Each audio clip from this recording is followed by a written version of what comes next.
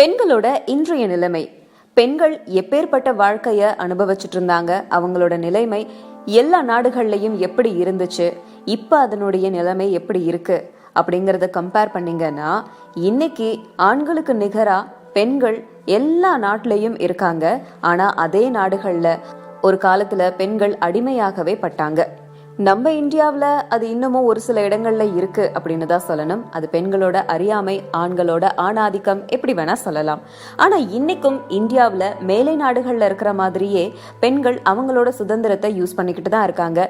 சமீபத்தில் வந்த 90ml அப்படிங்கிற மூவி கூட அதுக்கு ஒரு எடுத்துக்காட்டு.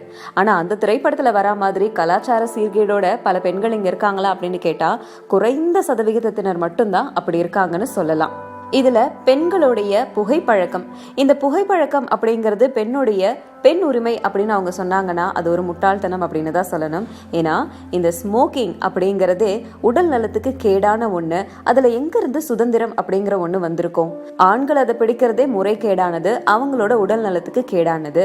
இதுல பெண்கள் பிடிக்கும் போது அதுக்குள்ளார சுதந்திரத்தை கொண்டு வந்து நுழைக்கிறாங்க.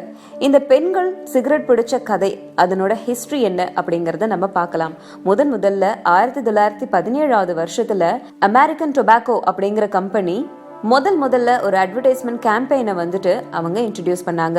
அதுல ஒரு உமன், அவங்களோட பிக்சர், அதுல சிகரெட்டோட பிக்சர், கூடவே ஒரு ஸ்லோகனும் இருந்துச்சு, அவாய்ட் தட் ஃபியூச்சர் ஷேடோ அப்படின்னு.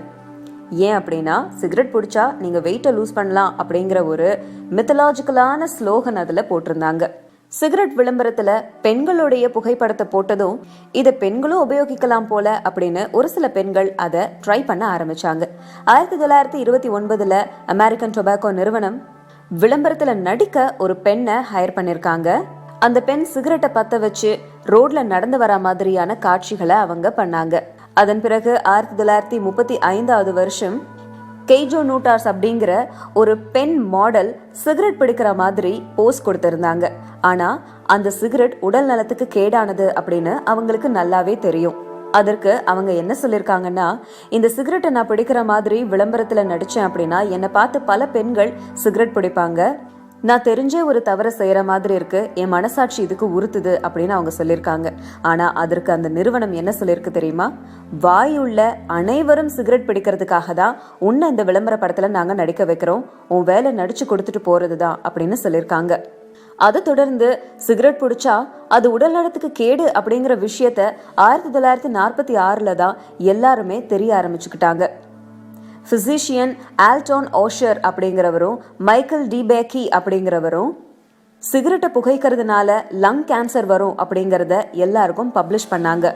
அதன் பிறகு 1965 வருஷம் சிகரெட் குடிச்சா கடுமையான கேன்சர் வரும் அப்படிங்கறத அந்த சிகரெட்டோட அட்டை படத்து மேல காஷன் அப்படிங்கறத போடணும் அப்படிங்கிற விதியும் சட்டமும் வந்துச்சு.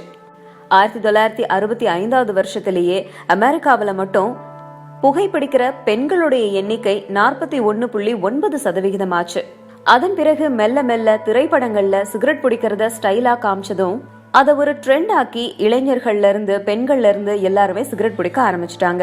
மேலை நாடுகள்ல ரொம்ப பிரபலமா இருந்த இந்த சிகரெட் பிடிக்கிற பழக்கம் கொஞ்சமா கீழே நாடுகளுக்கும் வர ஆரம்பிச்சு கலாச்சாரத்தை பின்பற்றிட்டு வந்த நிறைய நாடுகள்ல இருக்கிற பெண்கள் மட்டும் இல்லாம குழந்தைகள் கூட ஒரு தடவையாவது புகைப்பிடித்து பார்க்கணும் அப்படின்னு அந்த பழக்கத்தை மேற்கொள்ள ஆரம்பிச்சுட்டாங்க.